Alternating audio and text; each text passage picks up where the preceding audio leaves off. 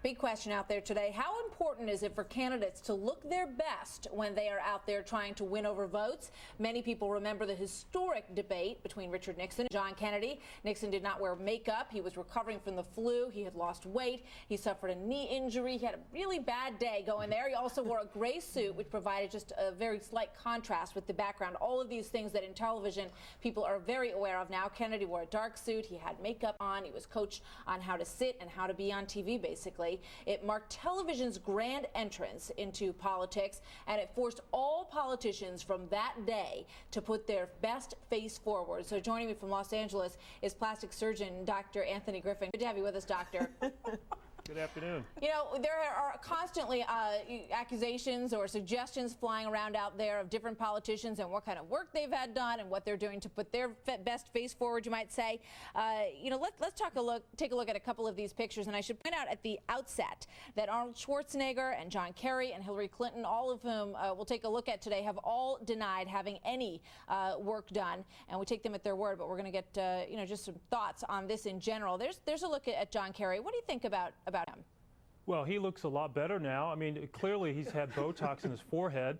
But, you know, it's so much pressure now to look good and to not have anything that distracts from your message. And so if you've got these big wrinkles or this unwanted frown, you know, this is something you can get rid of, and it's easily fixable. So, Dr. Griffin, we're going to take a look at Nancy Pelosi, but we should also point out that you don't have any personal involvement in the care of any of these people, correct? No, I don't. All right, so Nancy Pelosi, who looks great by all accounts, and she's a grandmother, right? Right, and she looks fantastic. I mean, her neck is smooth. You know, she looks like she's had some eyelid work. And again, it doesn't look out of balance. It doesn't look distracting, and she looks great. Arnold Schwarzenegger is another man who has spent a great portion of his life taking good care of himself. He also looks really good. You know, but when you're in a position like Arnold Schwarzenegger, for example, anybody who's been in the public eye for a long time, people, you know, they're just so used to being looked at and wanting to keep up those appearances. And we don't live in a society where aging is looked too favorably on, unfortunately. Well, yeah, I mean, basically the politicians are like entertainers now. I mean, they're celebrities. And of course, Arnold's a movie star, so he knows the importance of looking good. And it looks like he's had a little Botox, and there's nothing wrong with that. We're going to pull up a quick picture of Elizabeth Dole, and then we can move on to Hillary. You could talk about both of those women and their appearance over the years. Go ahead, Michael. Dr. Griffin? Yes. So Elizabeth Dole we're looking at right now.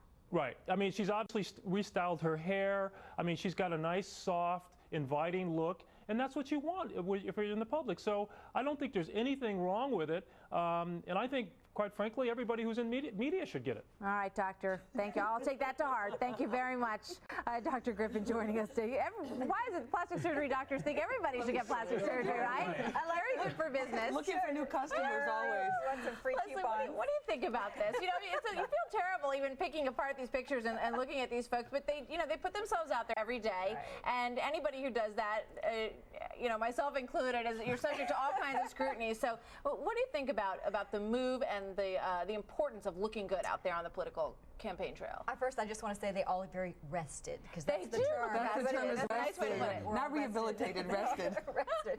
No, but that being said, I think what's surprising is voter instincts are very acute on this issue. And there was a study that was revealed today that said when they just looked at appearances of candidates, charisma and beauty, they could almost overwhelmingly determine who would win that election.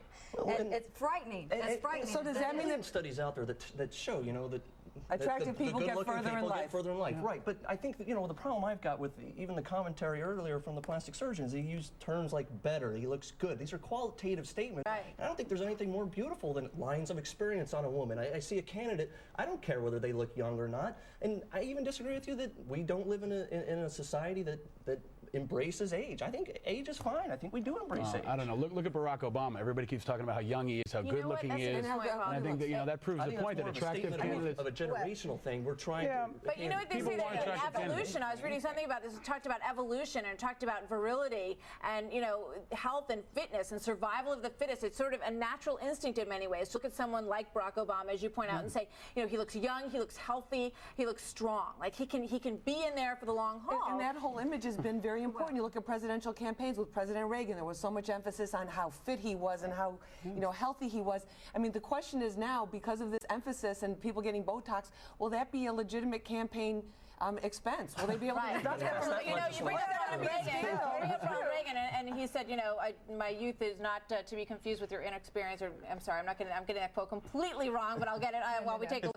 But when you take a look at John Edwards, for example, a person who had so much emphasis on his looks, and now when you read the polls, and it's very early on to count him out, of course, but he doesn't rate that high in the polls when you look at possible Democratic candidates. Here's this poor guy. This was on it would be all over YouTube today. It was on every internet site, just fixing his hair and fixing his hair and fixing his hair. No, I'm sorry. They said the same thing about Dan Quayle. That there wasn't substance there, and I think the bigger issue it's a more of an influencer among people that haven't made up their mind. Once they learn, you can be too smooth too. You can be somebody like Edwards who's too smooth. John McCain's not very good looking. He looks older, but he's very popular in the polls. He looks tough. He looks like he can handle it. Let's It doesn't always work out. I think the most important takeaway, though, is that we do need to pass some campaign finance restructuring so that people can make sure they get Botox. All right, Cody, we'll keep that in mind. We're going to come right back. We're going to get our A-list predictions on what they expect will happen tomorrow and how it will change all of our lives. We'll be right back.